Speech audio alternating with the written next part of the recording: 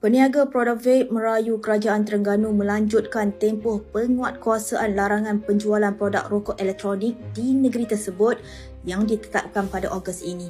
Presiden Pertubuhan Peniaga Vape Melayu Terengganu, Muhammad Kamaruzaman Mahmud berkata, tempoh 3 bulan yang diberikan sebelum pelaksanaan penguatkuasaan tersebut tidak mencukupi untuk peniaga menghabiskan stok produk vape dan mencari peluang perniagaan baharu. Menurutnya, peniaga vape terlibat mendakwa keputusan penguatkuasaan larangan tersebut diumumkan secara mengejut dan terburu-buru tanpa mengadakan perbincangan awal mengenai tindakan yang diambil itu. Katanya tindakan tersebut menyebabkan industri itu mengalami kerugian keseluruhan daripada 169 kedai vape di seluruh Terengganu, kira-kira 5 juta sebulan. Muhammad Kamaruzaman menambah keputusan kerajaan negeri itu adalah bertentangan dengan Akta Kawalan Produk Merokok Demi Kesihatan Awam 2024, iaitu akta yang sama digunakan untuk mengawal selia rokok.